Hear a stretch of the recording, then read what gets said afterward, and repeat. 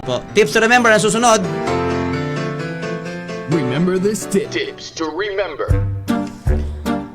Mga kaibigan, paano mo daw malalaman kung cultured o mas maayos ang isang tao na nagwo-workout sa gym? Kasi 'di ba mayroong mga ano 'yan, pagka nasa gym ka, Glenn, ito ba si Zaira nagji-gym ba ito? Nagwo-workout? Ha? Nagwo-workout ka? Halata naman eh. Gusto ko lang i-confirm. Glenn, ikaw, kumusta naman? Ayun, ang workout daw po ang sagot sa akin ni Glenn ganito. Ganyan, gumaganyan siya. Opo. Siguro, ganun yung dumbbell hawak niya. Ganun yung sagot sa akin. Ewan ko, ano yan? Lumapad or what? Okay, kasi, pag maraming gumagamit ng gym, kumbaga, sometimes you take turns, diba? May nauna sa'yo, o ikaw ang susundan. Paano mo raw malalaman yung maayos na gumagamit ng gym? Aba, ano to? Gustong-gustong topic ito ni Sir Jasper Rondain ng Anytime Fitness Parañaque kasi ito'y yung gym nila ay perfect example ng kalinisan. Pero sa iba ay dapat siguro meron tayong mga tips na kagaya nito. Paano mo malalaman kung cultured ang gumagamit? Una, may towel yan, yung gumagamit na yan. May towel para kapag pinawisan, hindi masyadong obvious sa hinigaan at mas titingnan. Pangalawa, ibinabalik niya ang plates at dumbbell kung saan kinuha kapag tapos ng gamitin. Hindi yung meron ka pang tagalagay na iba. Hindi niya hinaharangan ang view ng isang tao sa salamin. Okay, ano pa? Hindi bumababad ng napakatagal sa isang machine. Ang dahilan ay doon nagte-text ng mahaba at may kachat lang. Ibig sabihin tapusin mo na yung text mo at yung pagbubuhat mo para makagamit na yung susunod. Naliligo mo na yan bago magtungo sa gym at nagsisipilyo at mouthwash para hindi naman mangamoy at hindi makapinsala sa iba. Baka mahilo yung iba, no?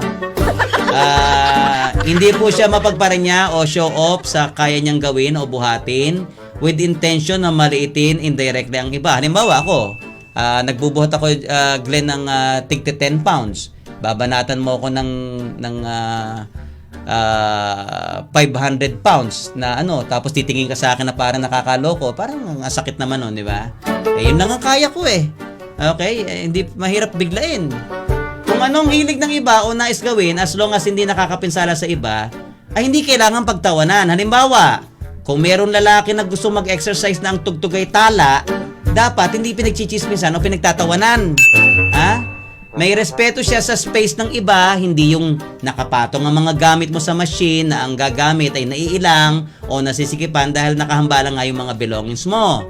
Ano pa? Iwasan po ninyo ang mga kakaibang ingay o tunog. Baka nagbubuhat ka ng napakabigat pero ang hingal mo at yun naririnig sa'yo para kang si Tarzan kung humiyaw pag nagbubuhat. Yun ang naririnig sa'yo na para kang naiipit ng kung ano. Yan po'y agaw atensyon. Dapat simple lang tayo, hindi po OA.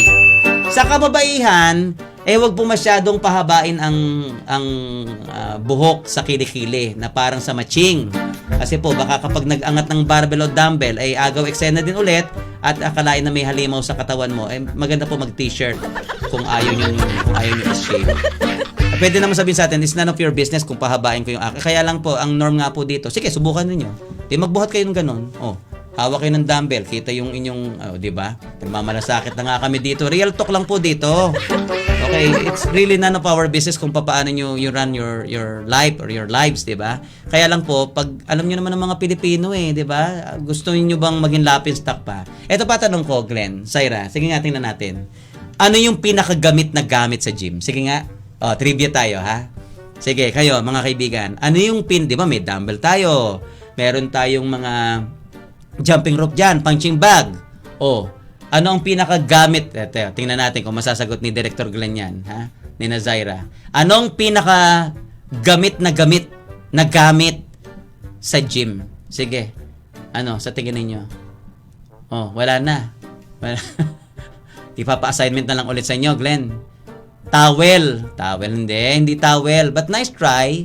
Towel daw. Ha. Sagot ni Glenn. Sirit na. Zaira, sirit na. Ang pinakagamit na gamit po ay hindi dumbbell. Hindi po yung punching bag. Hindi yung mga barbell. Ang pinakagamit po ay yung salamin. Diba? Salamin. Diba? Magbubuhat ka, gumaganong-ganong ka pa para para kang gorilla na umaano yung kwan mo, nagpe-flex ka eh. Pag hindi lang nakaharap sa salamin, talagang gagamitin mo, di ba? Yun ang pinakagamit na gamit sa gym. Tanungin niyo yung iba. Okay. So, good luck sa mga nag-gym at nagpapaganda ng katawan at yung mga gustong manatiling healthy. Eto pa, kung gusto niyo maging healthy, alam niyo ba,